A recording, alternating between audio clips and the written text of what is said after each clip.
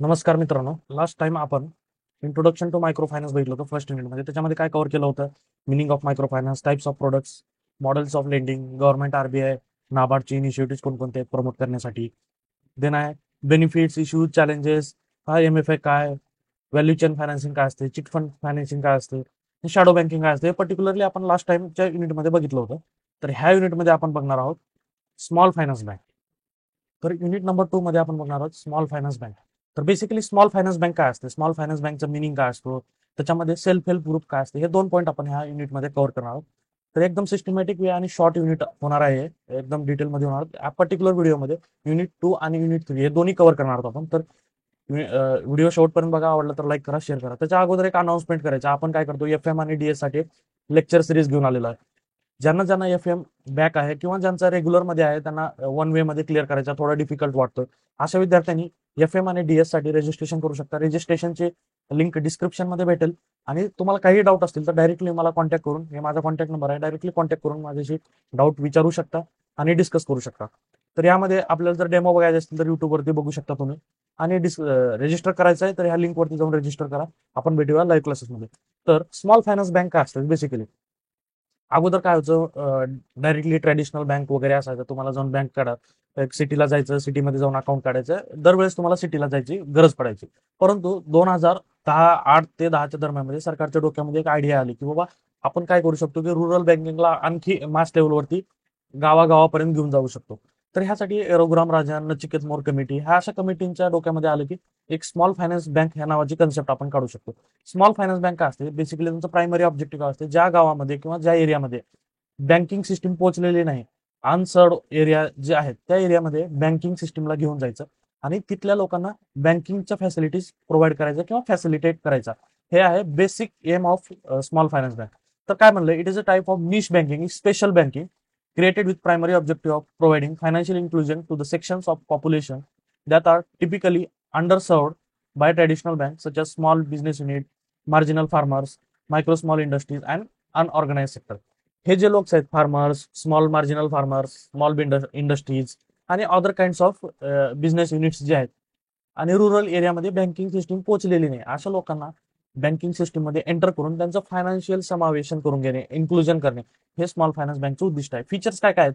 सर्वात पहिलं financial inclusion, म्हणजे त्यांना बँकिंग सिस्टीम मध्ये घेऊन येणे आणि बँकिंगच्या गोष्टीची त्यांना अवेअर करून देणे. अशा टाईपचे तुम्ही बँकेत डिपॉझिट करू शकता. बँकेत डिपॉझिट केला तुमचा एक स्कोअर बनतो, त्याच्यावरती तुम्हाला लेंडिंग भेटते. हे भरपूर गोष्टीबद्दल त्यांना अवेअरनेस करून देणे. देन टार्गेट कस्टमर कोणकोणते आहेत? लो इन्कम हाऊस होल्ड्स आहेत, फार्मर्स आहेत, अदर एंटिटीज आहेत, अनऑर्गनाइज सेक्टर जिथं जे लेबर म्हणून काम करतात, कारखाने असो, स्मॉल वेगवेगळे कारखानेच असतात जिथं की त्यांचं फॉर्मल रजिस्ट्रेशन नसतं, अशा लोकांना बँकिंग सिस्टीम मध्ये घेऊन येणे, त्यांची जास्तीत जास्त सेव्हिंग प्रमोट करणे हे उद्दिष्ट असतं. देन डिपॉझिट मोबिलायझेशन, त्यांना बँकेमध्ये घेऊन जास्तीत जास्त सेव्हिंग हॅबिट इन्कल्केट करणे त्यांच्यामध्ये. आणि एक इकॉनॉमीला बूस्ट करणे. सेव्हिंग जास्तीत जास्त केले तर बँक जास्तीत जास्त लेंड करू शकतात, जास्तीत जास्त लेंड केले जास्तीत जास्त बिझनेसेस क्रिएट होऊ शकतात, जास्तीत जास्त बिझनेस क्रिएट झाले जास्तीत जास्त अनएम्प्लॉयमेंट निघून जाते आणि एम्प्लॉयमेंट क्रिएशनचं काम होतं. आणि जेव्हा एम्प्लॉयमेंट क्रिएशन होतं, लोकांची स्पेंडिंग वाढते, स्पेंडिंग वाढले, लोकांचं जीडीपी वाढतो, देशाचा जीडीपी वाढले तर ओव्हरऑल पूर्ण इकॉनॉमी वाढते. अशी एक इंटरकनेक्टेड सायकल असते. तेच सायकल मोबिलायझेशन थ्रू क्रिएट होत असते. ठीक आहे. देन आहे क्रेडिट फॅसिलिटी, जसं म्हणलं क्रेडिट देणे त्यांना. देन मायक्रो फायनान्स देणे, ज्यांना ज्यांना स्मॉल लोन देणे, ज्यांचं कसल्याही प्रकारचं अकाउंट नाहीये, काय नाहीये, त्यांना सिस्टीम मध्ये एंटर करून छोटे छोटे लोन देणे, जेणेकरून ते अवगत होणे की फायनान्शियल सिस्टीम काय असते. ठीक आहे. Offering small loans and financial service to individual who lack access to traditional banking. ठीक आहे. Technology driven operation, small finance बँकिंगचं उद्दिष्ट काय आहे? जास्तीत जास्त टेक्नॉलॉजी इंटिग्रेट करणे, लोकांना मोबाईल बँकिंगच्या सुविधा देणे, घरपोच ते आपल्या मोबाईलवरती बॅलन्स बघणे, बॅलन्स ट्रान्सफर करणे, बिल आपलं मोबाईलचं bill, light bill, other kind of जे सर्व्हिसेस आहेत ते घर बसल्या कम्प्लीट करू शकणे, हे असतं स्मॉल फायनान्स बँकचं एक उद्दिष्ट, टेक्नॉलॉजी ड्रिव्हन उद्दिष्ट. ठीक आहे. देन आहे priority sector lending. Priority sector lending म्हणजे एक इम्पॉर्टंट कन्सेप्ट आहे. फॉर एक्झाम्पल, ट्रॅडिशनल बँकिंगमध्ये सर्वांना देतं, त्यामध्ये काय लिमिट नाही. परंतु स्मॉल फायनान्स बँक ह्याच्यासाठी गव्हर्नमेंटने एक प्रायोरिटी सेक्टर लेंडिंग म्हणून आणलेलं आहे. प्रायोरिटी सेक्टर म्हणजे जसं की एज्युकेशन आहे, हेल्थ आहे, ऍग्रिकल्चर आहे आणि अदर काइंड ऑफ जे सर्व्हिसेस आहेत जे व्हेरी इसेन्शियल. जेव्हा तुम्ही कोविडच्या सिच्युएशन मध्ये बैठला असाल, अत्यावश्यक सेवा, medical, health emergency, retail stores, हे जे अत्यावश्यक सेवा असतात ना, ह्यांना तुम्हाला त्यांचं बँकिंगच्या 75% लेंडिंग करायचं असतं आणि हे ट्रॅडिशनल बँकिंगला 40%ची लिमिट आहे. ठीक आहे, 40% त्यांना कंपल्सरी आहे की पे करायचं ट्रॅडिशनल बँकिंगला. परंतु स्मॉल फायनान्स बँकला किती आहे, 75% of their total deposits they have to lend in this sector. म्हणजे प्रायोरिटी सेक्टर लेंडिंग खूप इम्पॉर्टंट कन्सेप्ट आहे स्मॉल फायनान्स बँकमध्ये. देन आहे पेमेंट सर्व्हिसेस, वेगवेगळे रेमिटन्सेस सर्व्हिसेस, बाहेर देशातून जे पैसे येतात त्याला आपण म्हणतो remittances. Then facilitating transaction for their customers, promoting financial inclusion, अशा टाईपचं हे स्मॉल फायनान्स बँकचं वर्क असतं. ठीक आहे, देन काय ते फंक्शन काय करतात small finance bank, accept deposit and lend loan, then maintain CRR SLR, जसं बँकिंगचे नॉर्म्स असतात ट्रॅडिशनल बँकिंगसाठी. सीआरआर 4% आहे, एसएलआर 18% आहे, हे मेंटेन करणं गरजेचं असतं. देन आहे PSL lending, priority sector lending, जसं आता मी सांगितलं. आणि अदर फायनान्शियल सर्व्हिसेस जसं म्युच्युअल फंड आहे, इन्शुरन्स आहे, पेन्शन प्रोडक्ट्स आहेत, ह्या अशा टाईपचे services banking small finance bank सुद्धा प्रोव्हाइड करू शकते. हे झालं स्मॉल फायनान्स बँक बद्दल. तर सुरुवातीला फर्स्ट स्मॉल फायनान्स बँक कधी क्रिएट झाली, कोणकोणते स्मॉल फायनान्स बँक आहेत आणि इलिजिबिलिटी क्रायटेरिया काय स्मॉल फायनान्स बँक क्रिएट करण्यासाठी. तर सगळ्यात पहिला capital small finance bank, India first small finance bank आहे, 2016 मध्ये क्रिएट झालं होतं. त्याच्यानंतर भरपूर इक्विटास बँक झाले, सर्वोदय झाले असेल, तुम्ही याचं नाव ऐकलं असाल तुमच्या डे टू डे लाईफ मध्ये, ऍडव्हर्टाईज बघितला असाल. उत्कर्ष बँक आहे, उज्जीवन बँक आहे, एयू स्मॉल फायनान्स बँक आहे, then Fincare small finance bank आहे आणि जना स्मॉल फायनान्स बँक. हे सर्व गोष्टी बँकेबद्दल ऐकला असतात, कुठं ना कुठं बघितलं असतात. हे सर्व स्मॉल फायनान्स बँक आहेत. ठीक आहे, इलिजिबिलिटी क्रायटेरिया काय, जर स्मॉल फायनान्स बँक तुम्हाला सेट करायचं त्याच्यासाठी क्रायटेरिया काय, इंडिव्हिज्युअल प्रोफेशनल ज्यांचा बँकिंग एरियामध्ये मिनिमम 10 वर्षाचा एक्सपिरियन्स आहे, असे लोक बँकिंग क्रिएट करू शकतात स्मॉल फायनान्स बँक. देन आणखी एखादे स्मॉल कंपनी सोसायटी ज्यांना 5 इयर्स ऑफ एक्सपिरियन्स आहे बिझनेसमध्ये, असे लोक पण स्मॉल फायनान्स बँक क्रिएट करू शकतात. देन आहे एक्झिस्टिंग फायनान्शियल एंटिटीज, जसं प्रायव्हेट सेक्टर बँक आहेत, एनबीएफसीज आहेत, mutual fund, micro finance institutions आहेत, हा पुन्हा लॅब्स आहेत, residents with track record of 5 years can of for conversion into small finance bank. हे जे मायक्रो फायनान्स इन्स्टिट्यूशन्स आहेत, एनबीएफसीज आहेत, प्रायव्हेट सेक्टर, ह्यांना जर 5 वर्षाचा एक्सपिरियन्स असेल ते कन्वर्ट करून येऊ शकतात स्मॉल फायनान्स बँकमध्ये. देन आहे अर्बन कोऑपरेटिव्ह बँक, तुमच्या जिल्ह्याला कोऑपरेटिव्ह बँक असतात, ते सुद्धा स्मॉल फायनान्स बँकमध्ये येऊ शकतात व्हॉलंटरी. आणि ह्याच्यासाठी मिनिमम नेटवर्क किती असायला पाहिजे, तर 100 करोड रुपीज तुमच्याकडे असले पाहिजेत आणि 200 करोडला त्याला इन्क्रीज करायचे नियर बाय येणाऱ्या 5 वर्षामध्ये. ते 100 करोडला तुम्ही 200 करोड केलं पाहिजे. हे क्रायटेरिया आहे, इलिजिबिलिटी क्रायटेरिया. ठीक आहे, त्याच्यानंतर आहेत भरपूर क्रायटेरिया. 25% बँक एक तुमच्या रुरल एरियामध्ये असले पाहिजे. ह्या असं भरपूर येणार आहेत, पुढच्या स्लाइड्समध्ये येत असतील, आपण बघूया ते. देन आहे प्रोज, ऍडव्हान्टेजेस आणि कॉन्स, दॅट इज डिसएडव्हान्टेजेस काय स्मॉल फायनान्स बँकचे.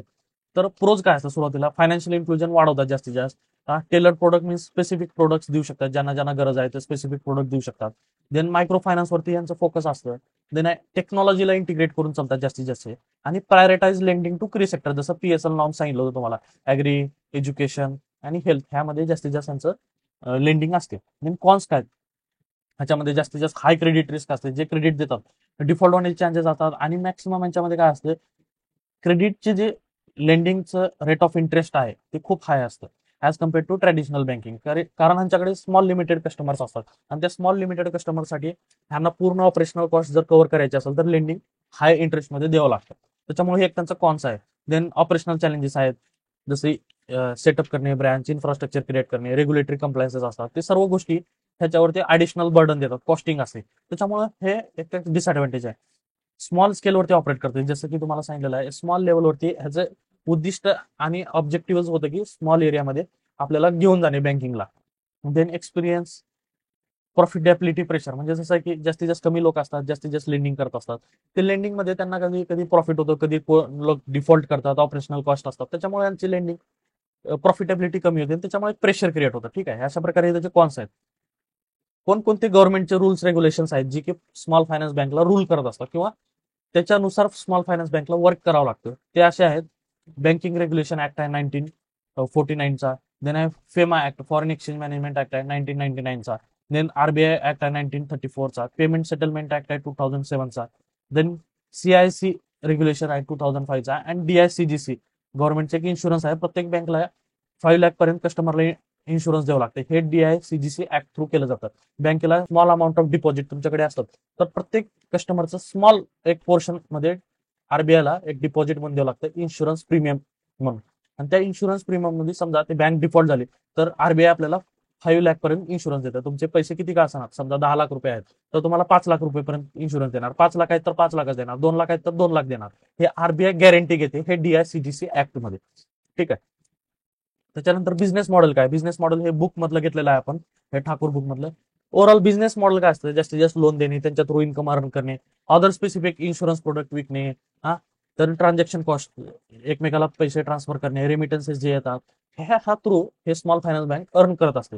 मी हे इलिजिबिलिटी क्रायटेरिया झालेला आहे. हे बिझनेस मॉडेल वेगळं आहे, कोणकोणत्या थ्रू कंपनी अर्न करते तर आपण बिझनेस मॉडेल म्हणतो, आणि हे जे आहेत ना इलिजिबिलिटी क्रायटेरिया. ठीक आहे. मागच्या वेळेसच्या स्लाइड मधलं हे आपण इथं झालं. बिझनेस मॉडेल आपण नेक्स्ट मध्ये बघणारच आहोत. तर इथं इलिजिबिलिटी क्रायटेरिया आहे. मिनिमम पेड अप कॅपिटल त्यांना 100 crore पाहिजे, 10 year बँकिंग एक्सपिरियन्स पाहिजे. हा, इनिशियल कॉन्ट्रीब्युशन जे प्रमोटर जे आता मी बँक इस्टॅब्लिश करतोय तर 40% मी सुरुवातीला दिलं पाहिजे, आणि नेक्स्ट 12 years मध्ये तुम्हाला जर कमी करायचं असेल तर 26% पर्यंत कमी करू शकता. देन FDI नॉर्म्स जे गव्हर्नमेंटचे आहेत 74% आहे सध्या. प्रायोरिटी सेक्टर लेंडिंग म्हणलेलं 75% of their net earning or deposit they have to lend in this PSL norms. Then CRR 4.5% आहे सध्या, आणि 18% SLR आहे, स्टॅच्युटरी लिक्विडिटी रेशो. हे मेंटेन करावं लागतं असतं बँकेला. इन केस ऑफ डिफॉल्ट तर बँक त्याच्यामधनं डायरेक्टली कन्व्हर्जन करू शकते कॅशमध्ये डिपॉझिटरला पैसे वापस देण्यासाठी. त्याच्यामुळे हे नॉर्म्स असतात. आणि ब्रँचेस काय 25% ब्रँच त्यांच्या रुरल एरियामध्ये, अनसर्व्ड एरियामध्ये असले पाहिजे. देन आहे DICGचं मॅन्डेट आहे 5 लाख इन्शुरन्स दिलंच पाहिजे. देन आहे सेल्फ हेल्प ग्रुप, खूप इम्पॉर्टंट कन्सेप्ट आहे सेल्फ हेल्प ग्रुप. एक मिनिट पाणी पिऊन घेतो. सेल्फ हेल्प ग्रुप म्हणजे काय, एक स्मॉल एंटिटी असतात, 10 ते 20 लोक मिळून एक ग्रुप तयार करतात. त्या ग्रुप थ्रू काय करतात, ते एकमेकाला लेंडिंग करतात, एकमेकाला मदत करतात, जेणेकरून फायनान्शियली स्टेबल व्हावं आणि जास्तीत जास्त लोक फायनान्शियली एका जाळ्यामध्ये अडकून राहावं. फायनान्शियली इन्क्लुजन त्याला आपण म्हणतो. तर काय concept of SHG, that is small self help group, revolve around the idea of collective empowerment through voluntary association of and mutual support among individual, typically marginalize and economical disadvantage background. Economical disadvantage background किंवा marginal सेक्शनच्या लोकांना जास्तीत जास्त ह्या self help ग्रुपमध्ये inclusion करायचं असतं आपल्याला. आणि त्याच्यामध्ये जास्तीत जास्त प्रायमरीली वुमेन असतात. कोण असतात, ह्या सोसायटीमधून ह्या individual economical backward marginal section ह्याच्यामध्ये वुमेन जे असतात ते सेल्फ हेल्प ग्रुपमध्ये त्यांचं प्रायर इम्पॉर्टन्स असतं. तर अशा 10 ते 20 महिला एकत्र येतात, रेग्युलरली सेव्हिंग करतात, इनिशियल कॉन्ट्रीब्युशन देतात. मी 1000 सेव्ह करते, 500 करते, 100 करते, 200 करते, अशा प्रकारे ते सेव्हिंग करतात. आणि सर्वांचं कलेक्टिव्ह जे पूल आहे ते एका ज्या व्यक्तीला आहे ते नॉमिनल इंटरेस्ट रेटमध्ये त्याला ते लेंडिंग करत असतात, जेणेकरून ते फायनान्शियली त्याचे फुलफिल करू शकतो क्रायटेरिया जे काही त्याला फायनान्शियली रिक्वायरमेंट आहे लोनची वगैरे. तर हे सेल्फ हेल्प ग्रुप स्वतः एकमेकांमध्ये लेंडिंग करत असतो. तर याचं जेनेसिस काय, म्हणजे ओरिजिन कुठून झालेलं आहे, सेवा फाउंडेशन होतं, सेल्फ एम्प्लॉईड वुमेन असोसिएशन. 1972 ला एक सेवा असोसिएशन बनलं होतं. त्याच्यामध्येच हे सेल्फ हेल्प ग्रुपची कन्सेप्ट ओरिजिन झाली आणि इमर्ज झाली. देन नाबार्डने 1992 ला काय असतं, सेल्फ हेल्प ग्रुप आणि बँकचं दोन्हीचं लिंकेज करून जास्तीत जास्त ह्या सेल्फ हेल्प ग्रुपला बँकिंगची मदत होईल आणि जास्तीत जास्त प्रमाणात लोन भेटेल, अशा प्रकारे हे नाबार्डने एक इनिशिएटिव्ह घेऊन आलं. त्याच्यामुळे पण हे सेल्फ हेल्प ग्रुप खूप प्रमाणात वाढले भविष्यामध्ये. देन आहे स्वरोजगार योजना गव्हर्नमेंटचे, नॅशनल रुरल लाईव्हलीहूड मिशन 2011 मध्ये, हे त्याच्यामुळे हे गावोगाव पोहोचलं, पेनिट्रेट झालं. ठीक आहे. तर याचे फीचर्स काय, 10 to 20 वुमेन्स असतात, जास्त रेग्युलर सेव्हिंग करत असतात आणि एकमेकाला इंटरनल लेंडिंग करत असतात. देन आहे सोशल कोलॅटरल असतं, पार्टिसिपेटरी डिसिजन मेकिंग असतं, फोकस ऑन वुमेन एम्पॉवरमेंट असतं जास्तीत जास्त, आणि सेल्फ रूल्स अँड रेग्युलेशन असतं. त्याच्यामध्ये बाहेरले कोणीच नाही, आपला ग्रुप आहे, आपणच रूल्स बनवायचे आणि आपणच गाईड करायचं. ते असं सेल्फ हेल्प ग्रुप असतं. तर ह्याची गरज काय आपल्याला, एक्झाम मध्ये येतं why we need self help group. तर त्याच्या व्यतिरिक्त आपल्याला काय येतं, ऑब्जेक्टिव्ह लिहा, बेनिफिट्स लिहा, ऍडव्हान्टेज लिहा. तर हे सर्व म्हणजे हे एकच असतं, वाय वी नीड.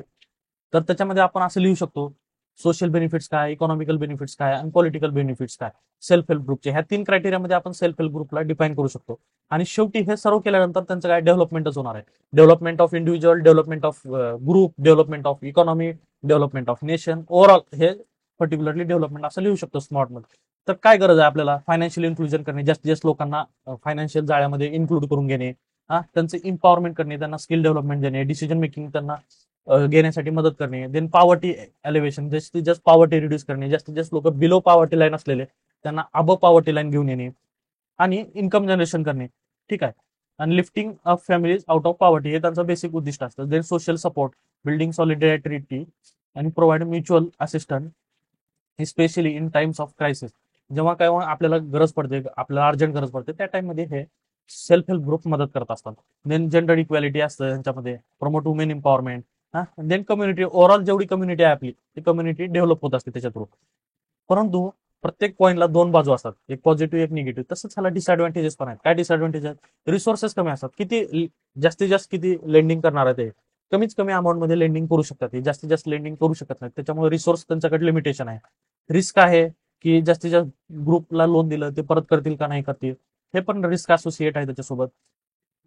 देन ग्रुपमध्ये एकमेकांमध्ये कन्फ्लिक्ट आहे, मला लोन पाहिजे तुला लोन पाहिजे, हे कन्फ्लिक्टमुळे पण इश्यूज होत असतात. ठीक आहे. देन आहे एक्सक्लुजनरी टेंडन्सी. काय लोकांचा ग्रुप असं झालेला असतो की ह्याला द्यायचं नाही, ह्याला पर्टिक्युलर कास्ट आहे, ह्याला आपण बाजूला करू आणि आपल्या आपल्या लोकांमध्ये देऊ, हे एक टेंडन्सी क्रिएट होत असते. त्याच्यामुळे पण एक चॅलेंजेस होतं. आणि सस्टेनेबिलिटी, ओव्हरऑल जे लॉंग टर्म वायबिलिटी आहे ना, ते ह्यांच्यामध्ये खूप कमी असते. त्याच्यामुळे हे बेसिक डिसएडव्हान्टेजेस आहेत. आणि तुम्हाला जर एक्झाम मध्ये विचारलं ऑब्जेक्टिव्ह लिहा, बेनिफिट लिहा, ऍडव्हान्टेज लिहा, तर हे लिहायचं financial inclusion, empowerment, poverty elevation, gender equality, community development, हे लिहून यायचं. आणि वाटलंच तरी तुम्ही ह्याला सोशल, इकॉनॉमिकल आणि पॉलिटिकल मध्ये पण कॅटेगराईज करून लिहू शकता. ठीक आहे. नेक्स्ट आहे promotion efforts of self help group in India. काय काय प्रमोशन गव्हर्नमेंटने काय काय केलं होतं? जसं म्हणलं तुम्हाला, नॅशनल रुरल लाईव्हलीहूड मिशन घेऊन आला होता 2011 मध्ये. त्याच्यानंतर स्वरोजगार योजना घेऊन आली होती गव्हर्नमेंटने. आरबीआय, नाबार्डने वेगवेगळ्या स्कीम्स घेऊन आलेल्या होत्या. Bank SHG, self help group bank लिंकेजचे प्रोग्राम घेऊन आले होते. असे गव्हर्नमेंटने इनिशिएटिव्ह बऱ्या प्रकारे घेतलेले आहेत. फायनान्शियल इन्स्टिट्यूशन्स काय करतात? प्रमोट करतात, लाईक मायक्रो फायनान्स देतात, लोन्स देतात. हा, त्यांना स्पेसिफिक प्रोडक्ट्स देतात. देन एनजीओनी पण प्रमोट केलं होतं. त्यांना ट्रेनिंग दिलं, त्यांना अवेअरनेस क्रिएट करणे, हे एनजीओचं पण ह्याच्यामध्ये प्रमाण होते की प्रमोट करण्यासाठी. त्याच्यानंतर आहे capacity building, overall literacy create करणे, ऑन्टरप्रिन्युअल माइंडसेट क्रिएट करणे आणि ओव्हरऑल त्यांचं ग्रुप डायनामिक्सला मदत करणे. आणि त्याच्यामुळे त्यांची कॅपॅसिटी बिल्ड होणे, ह्याचं एक प्रमोशनचे एफर्ट्स आहेत. देन मार्केट लिंकेज, मार्केटला जास्तीत जास्त लिंक करणे, बँकेसोबत लिंक करणे, अवेअरनेस कॅम्पेन चालवणे आणि ओव्हरऑल गव्हर्नमेंटचा सपोर्ट घेणे, हे डिफरंट काइंड्स ऑफ एफर्ट्स गव्हर्नमेंटने, अदर एनजीओ वगैरे हे सर्वांनी एफर्ट्स घेतलेले आहेत. ठीक आहे. देन इश्यूज काय, ओव्हरऑल इश्यूज वगैरे असतात आपल्याला सेल्फ हेल्प ग्रुपमध्ये. What can be done to solve that issues, हे क्वेश्चन मनामध्ये येत असतो. आपल्याला एक्झाम मध्ये क्वेश्चन येतो 10 मार्कला, काय येतो 10 मार्कला. Write down the issues regarding the self help group. What are the different kinds of issues the self help group faces? What are the challenges face by the self help groups and how we can resolve that challenges? अशा प्रकारे हे 10 मार्कला question येत असतं. तर काय issues आहेत? Leadership आहे, ह्याच्यामध्ये एक टाईपची लिडरशिप नसते, फिक्स लिडरशिप. तर कुणाला निवड करायची, कुणाला लिडर द्यायचं, हे एक डॉमिनन्स क्रायटेरिया, कोण डॉमिनेट करू शकतं. त्याच्यामुळे काय, जे जास्त मेजॉरिटी कास्टचे लोक आहेत, जे थोडेफार अवेअर आहेत, थोडंफार त्यांना नॉलेज आहे, असे लोक काय डॉमिनेट करतात सिस्टीमला. तर त्याच्यामुळे एक लिडरशिपचा इश्यूज क्रिएट होतो. फायनान्शियल मॅनेजमेंट, आता हे कोणाकोणाला लोन किती चाललंय, कशा प्रकारे वसुली करणार आहेत, हे डिफरंट डिफरंट जे ऑपरेशनल इफिशियन्सी जे प्रोडक्ट्स असतात, ते इफिशियन्सीचे एक प्रकारचे एक स्ट्रक्चर डिझाईन नसते यांचे. त्याच्यामुळे हे ऑपरेशनल इफिशियन्सीचे आपल्याला प्रॉब्लेम येत असतात फायनान्शियल मॅनेजमेंट करण्यासाठी. डिपेंडन्सी सिंड्रोम, सिंड्रोम म्हणजे एक रोग असतो. ते काय, बँकेवरती डिपेंड राहणे, अदर एनजीओज वरती डिपेंड राहणे, हे डिपेंडन्सीचं जे क्रायटेरिया आहे ना, त्या बँकेला खाली घेऊन येत असतो, हे सेल्फ हेल्प ग्रुपला खाली घेऊन येत असतो. त्याच्यामुळे हे डिपेंडन्सी सिंड्रोम खूप इम्पॉर्टंट चॅलेंज आहे. देन सोशल नॉर्म्स काय काय, डिस्क्रिमिनेशन, कास्ट बेस्ड डिस्क्रिमिनेशन, ह्या कास्टच्या लोकांना पैसे द्यायचे नाही, ह्या कास्टच्या बेसला रिलीजनच्या लोकांना आपल्याला ह्या ग्रुपमध्ये इन्क्लूड करायचं नाही, हे जे डिस्क्रिमिनेशन होत असते, हे पण एक चॅलेंजेस आहे. कसं रिझॉल्व्ह करणार, हे पण इम्पॉर्टंट आहे. देन सस्टेनेबिलिटी कन्सर्न्स आहेत, जसे की लॉंग टर्म ट्रेनिंग देणे, ऍक्सेसिबिलिटी देणे आणि जास्तीत जास्त डिफॉल्ट रोखणे बँकेचं, हे एक सस्टेनेबिलिटी इश्यूज आहेत.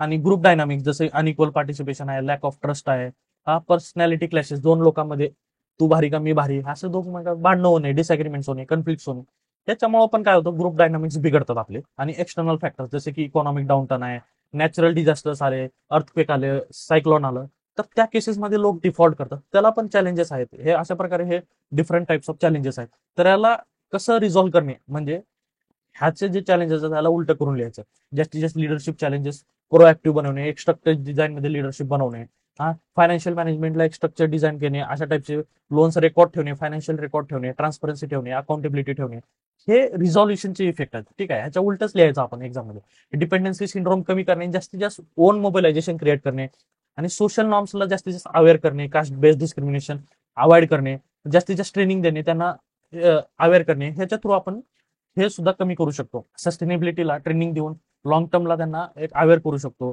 देन ग्रुप डायनामिक्स जे आहेत त्यांना कमी करण्यासाठी एक मेकॅनिझम बनवू शकतो, सेपरेट कन्फ्लिक्ट रेझोल्युशन फोरम पण म्हणू शकतो त्याला. आणि एक्सटर्नल फॅक्टर जे आहेत त्याला आल्यानंतर एक स्पेशल आपण एक अकाउंट बनवू शकतो आणि त्यामध्ये एक स्पेशल डिपॉझिट करू शकतो की अशा टाईपचे जर इमर्जन्सी आली तर त्यामध्ये आपण त्या फंडमधून हे इमर्जन्सीला सॉल्व्ह करण्यासाठी आपण ते पैसे यूज करू शकतो. हे अशा टाईपचे इश्यूज आहेत आणि हे इश्यूज अशा टाईपनं रिझॉल्व्ह करू शकतो आपण. ठीक आहे. Then importance of self help group bank linkages काय आहेत? तर फायनान्शियल इन्क्लुजन, बँक आणि जर सेल्फ हेल्प ग्रुप एकत्र आले तर जास्तीत जास्त लोक पैसे घेण्यासाठी ती एकत्र येतील, त्याच्यामुळे त्यांचं फायनान्शियल इन्क्लुजन होईल. ऍक्सेस टू क्रेडिट, त्यांना क्रेडिटला मदत भेटेल, लोन भेटेल. आणि त्याच्यानंतर सेव्हिंग मोबिलायझेशन, ज्या लोकांकडे रोजचा रोजगारचा पैसा येणार आहे ते जाऊन त्याच्यामध्ये डिपॉझिट करतील आणि असं ओव्हरऑल एक इकोसिस्टम क्रिएट होईल. त्याच्यानंतर कॅपॅसिटी बिल्डिंग होईल, प्रत्येकाला नॉलेज येईल, लिटरसी येईल आणि एक आपल्या आपल्या पायावरती उभा राहतील ते. ठीक आहे. एम्पॉवरमेंट होईल त्याच्या थ्रू ओव्हरऑल. त्याचं एक्झाम्पल काय, तर सेवा फाउंडेशन होती 1992 मध्ये गुजरातमध्ये. त्यांनी एक एक्झाम्प्लिफाय केलं, एकदम म्हणजे असाधारण उदाहरण दिलं. त्यांनी काय दिलं, सक्सेसफुल बँक आणि सेल्फ हेल्प ग्रुपला लिंकेज केलं. त्यांनी काय केलं, वुमेनला एंगेज केलं, different kind of women income generating activities, त्यांना काय केलं, लोन सपोर्ट दिलं आणि त्याच्यामुळे काय झालं, थाउजंड्स ऑफ लाईव्ह त्यांनी ट्रान्सफॉर केले. कसं केले, access to credit, saving, training आणि enabling to they improve their livelihood आणि अचीव्ह इकॉनॉमिक एम्पॉवरमेंट. अशा थ्रू त्यांनी ह्या सेवा फाउंडेशननी एम्पॉवरमेंट क्रिएट केली. हे एक एक्झाम्पल आहे, तुम्ही एक्झाम्पल लिहू शकता सेवा फाउंडेशनचे. ठीक आहे. देन कमर्शियल बँक आणि स्मॉल फायनान्स बँक मध्ये डिफरन्स काय. ठीक आहे. तर हे डिफरन्स तुम्ही वाचू शकता. कमर्शियल बँकला कसल्याही टाईपचे लिमिट नसतं, याच्या मिनिमम कॅपिटल असायला पाहिजे 100 करोड. ठीक आहे. देन 75% प्रायोरिटी सेक्टर लेंडिंग करावं लागतं, ह्यांना 40% करावं लागतं आणि हे डिफरंट काइंड ऑफ लेंड कुणालाही ऑफर करू शकतात. ठीक आहे. Then earn revenue through lending services, transaction charges, हे फक्त आपले जे बेसिक चार्जेस वगैरे आहेत त्याच्या थ्रू रिव्हेन्यू अर्न करतात. No restriction to any region, परंतु याला 25% रेस्ट्रिक्शन आहे ब्रँचेससाठी. देन ब्रँचेस आणि ऑल इंडियामध्ये कुठेही ओपन करू शकतात. फर्स्ट 3 इयर्स यांना 25% त्याचे ब्रँचेस रूरल एरियामध्येच दिलं पाहिजे, हे असं त्यांचे क्रायटेरियाज आहेत. हे अशा प्रकारे आपलं युनिट आहे इथं संपलेलं आहे, सेकंड युनिट. आपण थर्ड युनिट चालू करूया लगेच. तर व्हिडिओ आवडला तर लाईक करा, शेअर करा, सबस्क्राईब करा आणि जर तुम्हाला पर्सनलाइज कोचिंग घ्यायचं आहे माझ्याकडनं, अशाच प्रकारे सिस्टमॅटिक वेने शिकायचं असेल तर तुम्ही डायरेक्टली मला कॉन्टॅक्ट करू शकता, पर्सनलाइज क्लास घेऊ शकता आणि FM आणि DS साठी रजिस्ट्रेशन करू शकता. रजिस्ट्रेशन लिंक डिस्क्रिप्शन मध्ये आहे आणि आपण भेटूया थर्ड युनिट मध्ये. थँक्यू.